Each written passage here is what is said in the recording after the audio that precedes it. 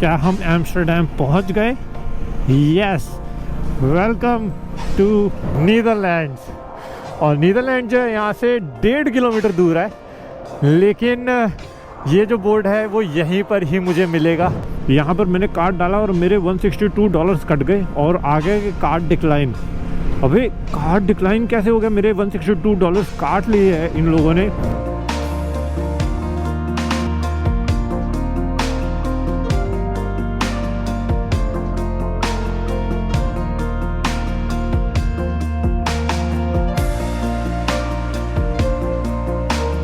सबसे पहले hello everyone, how are you? This is Ankit and welcome back to the channel once again. So guys, good morning from Belgium. एक अगर इस ride में सबसे ज़्यादा मुझे किसी कंट्री ने मतलब सरप्राइज़ कर दिया, इनकी सिटीज़ ने सरप्राइज़ कर दिया, तो वो है बेल्जियम।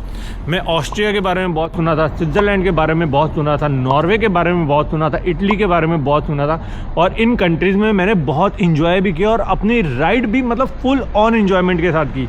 लेकिन एक कंट्री जहां मैंने राइड तो ज़्यादा नहीं करी पर एक्सप्लोर तसल्ली से किया 2 दिन, तो वो था बेल्जियम। पता नहीं क्यों ये कंट्री इतनी ज़्यादा हाइप नहीं क्रिएट कर पाई, जबकि ये इतनी खूबसूरत कंट्री है।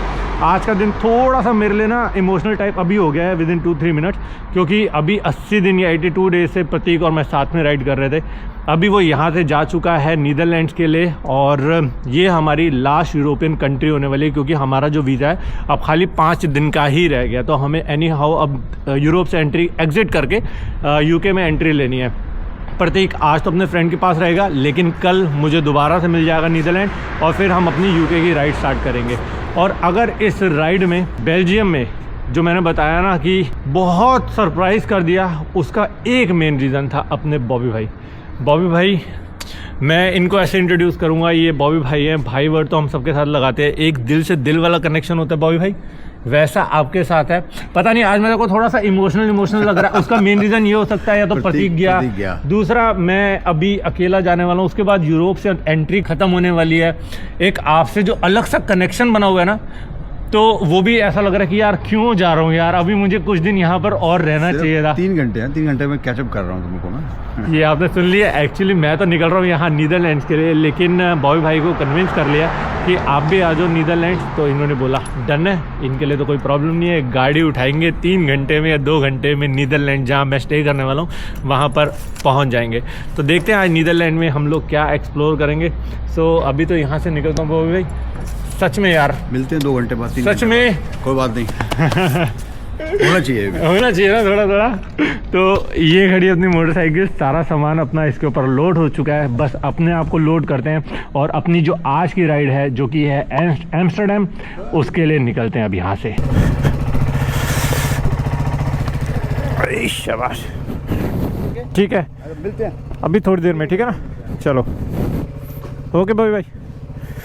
तो चलो आज की राइड स्टार्ट करते हैं भगवान का नाम लेकर। जय माता दी, माता रानी सही सलामत अपनी डेस्टिनेशन पे मुझे पहुंचाना। आज सच्ची में थोड़ा सा अजीब सा लग रहा है, क्योंकि इतने दिन अपने फ्रेंड के साथ राइड कर रहा था, और वैसे ऐसा नहीं होता, कई बार मैं पहले भी निकल जाता हूँ, मुझे पता है या तो वो आगे निकल गया है या तो मैं पीछे निकल गया हूँ। तो आज का दिन तो हम दोनों अलग ही रहने वाले हैं। सो आज का जो अपना रहने का भी अरेंजमेंट है ना, तो नीदरलैंड में अपने एक फॉलोअर हैं उदय भाई, तो उन्होंने बोला कि मैं आपका रहने का अरेंजमेंट कर दूंगा। तो उन्होंने एक प्रॉपर्टी में मेरा रहने का अरेंजमेंट कर दिया 2 से 3 दिन का। तो मैं आज तो वहीं पर ही जाऊंगा, और मोस्ट प्रोबेबली प्रतीक भी फिर कल वहीं पर ही आ जाएगा, और बॉबी भाई तो अभी आ जाएंगे बेसिकली। एनीवेज अभी बताता हूँ हुआ क्या। मैं गया सबसे पहले यहाँ पर पेट्रोल भरवाने के लिए। वही होता है यहाँ पर, पहले कार्ड डालो, आपका एक बहुत बड़ा अमाउंट ये डिडक्ट कर लेते हैं, $150-200 या यूरोज़, और उसके बाद आप जितना भी पेट्रोल डालते हो उतना ये काट के आपके रिटर्न कर देते हैं। बैलेंस विदिन 24 आ जाते हैं, 24 आवर्स में आपका बैलेंस आ जाता है। तो यहाँ पर मैंने कार्ड डाला और मेरे $162 कट गए और आगे के कार्ड डिक्लाइन। अबे कार्ड डिक्लाइन कैसे हो गया? मेरे $162 काट लिए हैं इन लोगों ने। फिर मैंने यहाँ पर लोकल से पूछा, क्योंकि यहाँ पर कोई और तो था नहीं। फिर मैंने लोकल को पूछा, एक अंकल को इंग्लिश नहीं आती थी, और दूसरे भैया को पूछा, वो भी पेट्रोल भरवाने आए थे, उनको भी नहीं समझ आया। उन्होंने कहा ऐसा होता नहीं है कभी, फिर उन्होंने कहा ये कस्टमर केयर नंबर है पर आज मिलेगा नहीं क्योंकि आज सैटरडे है, वीकडे में आपको कॉल करना पड़ेगा इनको। तो यार मैंने कहा यार ये तो बड़ा प्रॉब्लम वाली बात हो गई, कोई छोटा मोटा अमाउंट नहीं है, $10-15 होता तो मैं इतना परवाह नहीं करता, कहता ठीक है यार कोई बात नहीं, अब इतना होता रहता है चीज़ें। तो 162 यूरोज़ मतलब 15-16 हज़ार रुपये काट लिए।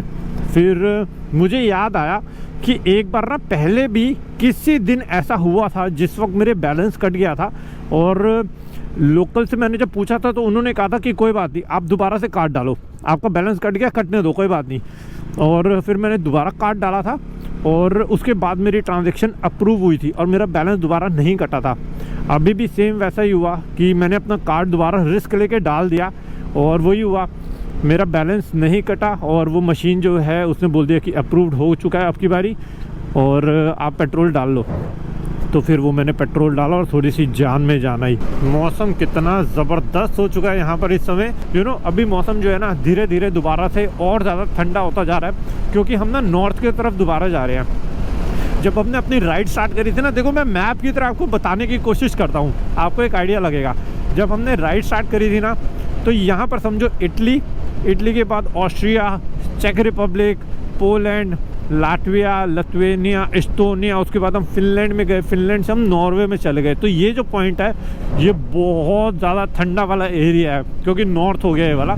उसके बाद हम नीचे उतर के डेनमार्क, स्वीडन के बाद हम गए जर्मनी और नीचे हो गया, जर्मनी के बाद हम गए और नीचे स्विट्ज़रलैंड के बाद हम गए लिंचेस्टीन के बाद हम गए लग्जमबर्ग से हम गए फ्रांस से हम लोग गए बेल्जियम, और बेल्जियम के बाद हम जा रहे हैं नीदरलैंड्स।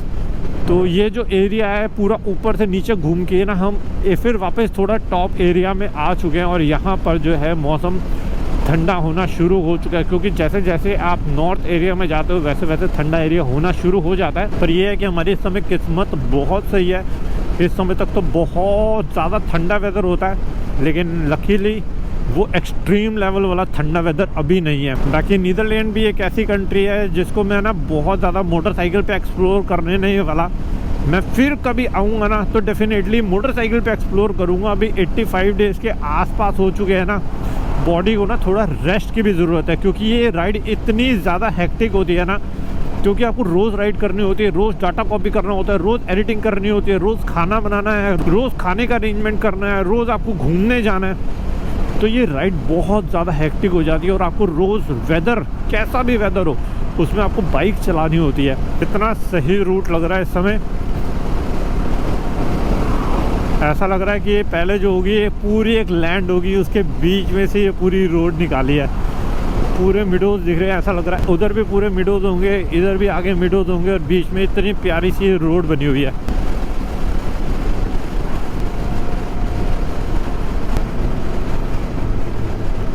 पीछे जा रहा हूँ थोड़ा, ये सेम ऐसे मैंने बेल्जियम के टाइम पे भी किया था, पर मैं पीछे जा क्यों रहा हूँ उसका मेन रीज़न है मुझे चलते चलते सडनली ये दिखा नीदरलैंड्स, और नीदरलैंड जो है यहाँ से 1.5 किलोमीटर दूर है, लेकिन ये जो बोर्ड है वो यहीं पर ही मुझे मिलेगा, आगे ये बोर्ड मोस्ट प्रोबेबली नहीं मिलेगा। तो भाई सबसे पहले मैं आपको एक वार्निंग दे देता हूँ कि अगर आवाज़ गाड़ियों की जुप जुप करते हुए तो थोड़ा सा मैनेज कर लेना। तो जिस जगह पर अभी मैं खड़ा हूँ ना, ये एक्चुअली एक मेन रोड है और गाड़ियाँ यहाँ से 100, 120, 130 की स्पीड से क्रॉस करेंगी, लेकिन ये मूवमेंट जो है ना मुझे रिकॉर्ड करना ही करना है क्योंकि इस समय मैं चार्ली को लेके आ चुका हूँ नीदरलैंड में आने की ना मुझे बहुत ज़्यादा खुशी हो रही है, और खुशी इसके लिए हो रही है कि ये हमारी लास्ट यूरोपियन कंट्री होने वाली है इस राइड की, जो हमारी लगभग हमने सोचा था 20 कंट्रीज कवर करेंगे अपनी इस राइड पे यूरोप की, वो सक्सेसफुली हमने कंप्लीट कर लिया है। बेसिकली अभी एंट्री हो रही है अपनी नीदरलैंड में, अभी तो अपना कुछ नीदरलैंड का सफ़र बाकी है कुछ दिनों का, और उसके बाद जो अपना यूके का सफ़र होगा जिसमें हम 4 कंट्रीज कवर करेंगे, जिसमें मैंने आपको बताया हम 24 कंट्रीज ट्रैवल कर रहे हैं। तो होपफुली बिल्कुल सही सलामत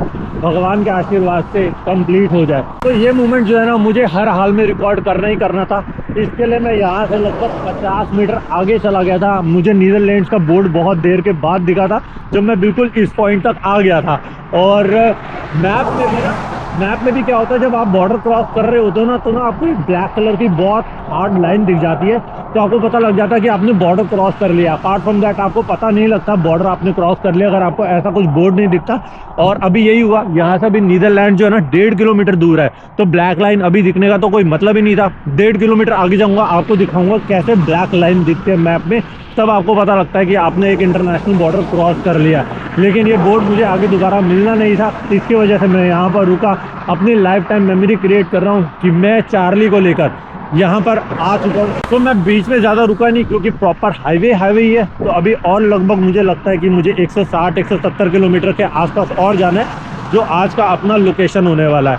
तो बस अभी यहाँ से चलते हैं और अपनी जो आगे की राइड है वो दोबारा से कंटिन्यू करते हैं।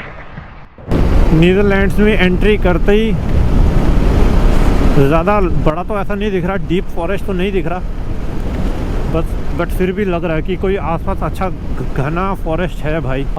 कितना शानदार व्यू है। अभी मैंने बस 2 मिनट के लिए चार्ली को यहाँ खड़ा किया, बस आप लोगों को इतना बताने के लिए कि मैंने ना यहाँ पर ना बहुत लोगों से पूछा कि यहाँ पर जंगली जानवर नहीं होते क्या, पूरे जंगल एरिया होते हैं। तो उन्होंने बताया कि नहीं, अंदर कोई जंगली जानवर नहीं होता, कोई लेपर्ड नहीं होगा, कोई शेर नहीं होगा। हाँ, बेयर कहीं कहीं मिल सकते हैं, वो भी बहुत हाई माउंटेन एरिया में मिलते हैं, लेकिन यहाँ पर कोई जंगली जानवर नहीं है। अपने इंडिया में तो आप ऐसे अंदर जंगल में जाना तो बहुत दूर की बात, मेन हाईवे पे भी रात को चलाते हुए डरोगे। लेकिन यहाँ पर मैंने एक्चुअली में काफ़ी लोगों से पूछा है। तो अगर आप भी यहीं कहीं यूरोप में रहते हो, और मुझे यार इसका आंसर यार आप लोग भी बताओ, क्योंकि मैंने यहाँ बहुत लोगों से पूछा है, सबने मना किया। चलो चले।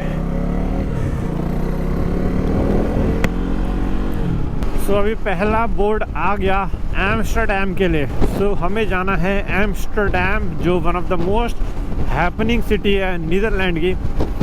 मेन सिटी में तो शायद वो होटल नहीं है जहाँ पर जो अपने फॉलोअर हैं उन्होंने हमारा बुक किया है, एयरपोर्ट के पास में है और मेन सिटी से 15 मिनट का डिस्टेंस है। बहुत ज़्यादा ठंड बढ़ती जा रही है और कौन बोलेगा कि इस समय 4 बज रहे हैं यार, और ऐसा वेदर तो लगभग 6 या 6:15 बजे होता है।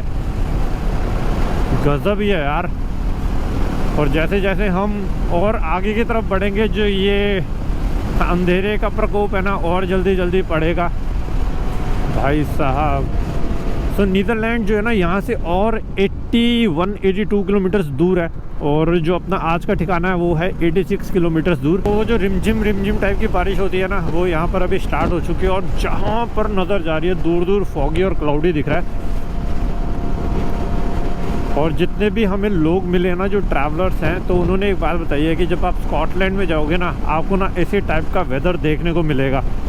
ऐसे यूजुअली ब्रिजेस आते हैं जब आप कोई इंटरनेशनल बॉर्डर क्रॉस कर रहे होते हो, क्योंकि यूजुअली नदी ही जो मेन होता है ना, डिवाइडिंग करती है 2 कंट्रीज़ को। ऐसे बड़े बड़े से ब्रिजेस होते हैं मोस्टली। तो मुझे तभी अंदाज़ा लग जाता है कि बीच में नदी है, इतना बड़ा ब्रिज है। लेकिन यहाँ पर अभी तो नीदरलैंड तो बहुत देर हो गई है हमें आए हुए। क्या ही खतरनाक वेदर हो चुका है। स्टेडियम है लग रहा है ये कोई। द वॉल वेलकम्स, क्या लिखा है, द वॉल वेलकम्स बिगी। ओ स्टेडियम ही है भाई साहब ये कोई। ओके, यहाँ पर ये जो गाड़ी है ये अपने इंडिया के स्टाइल वाली है, मतलब लेफ़्ट हैंड राइड नहीं है, बेसिकली लेफ़्ट हैंड ड्राइव नहीं है ये गाड़ी, राइट हैंड ड्राइव कर रहे हैं वो। तो क्या हम एम्स्टर्डम पहुंच गए? Yes, welcome to Amsterdam. बड़ी बड़ी बिल्डिंग्स दिखनी शुरू हो चुकी है, ट्रेन दिखनी शुरू हो चुकी है, और ट्रैफिक दिखना शुरू हो चुका है। इसका मतलब यही होता है कि आप किसी बड़ी सिटी में आ चुके हो। और एम्स्टर्डम तो वैसे ही one of the most happening city है नीदरलैंड्स की, तो अच्छा लग रहा है यहाँ पर आकर। लेकिन मेरे वाइज़र के ऊपर पूरा का पानी पानी है, तो काफ़ी हद तक तो व्यू छुप रहा है यार। सो अभी मैंने अपने अपार्टमेंट की ही लोकेशन लगा दी है। 2.3 किलोमीटर से अपना अपार्टमेंट यहाँ से। आज तो मौसम बहुत ज़्यादा ठंडा है, मुझे अच्छी तरह से अपने आप को कवर करना पड़ेगा। हल्की बूंदाबांदी हो रही है। और अभी जो मेरा अपार्टमेंट है यहाँ से खाली 2 किलोमीटर दूर रह गया, तो बस अपार्टमेंट जाएंगे। ये जितने भी राइडिंग गियर्स हैं प्रॉपरली गीले हो चुके हैं, क्योंकि मैंने रेन गियर्स पहने नहीं, रुकने का मुझे टाइम मिला नहीं, प्रॉपर हाईवे चल रहा था। तो सबसे पहले अपने कपड़े चेंज करेंगे भाई, इस ठंड से थोड़ी सी राहत लेंगे और उसके बाद देखेंगे कि क्या प्लान कर सकते हैं। क्या ही शानदार लोकेशन है यार। वो एक होता है ना फोटो पॉइंट होता है कि किसी जगह पे आप खड़े होकर अपने बाइक के साथ फ़ोटोज़ क्लिक कर सकते हो, ये वो लोकेशन है। डे टाइम में तो ये बहुत सुंदर लगेगा एरिया। और वैसे भी ऑलमोस्ट हम लोग पहुंच ही गए आज के अपने ठिकाने पे। यहाँ से खाली 400 मीटर की दूरी पे है अपना आज का अपार्टमेंट।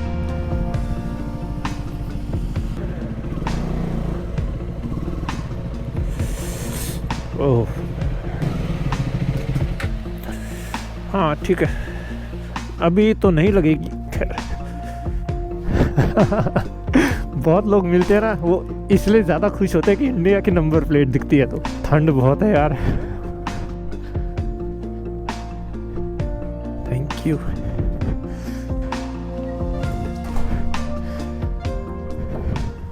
सो गाइस, जैसे आपको ऑलरेडी पता लग चुका है कि मैं इस समय आ चुका हूँ एम्स्टर्डम में, और क्या ही ज़बरदस्त वार्म वेलकम हुआ।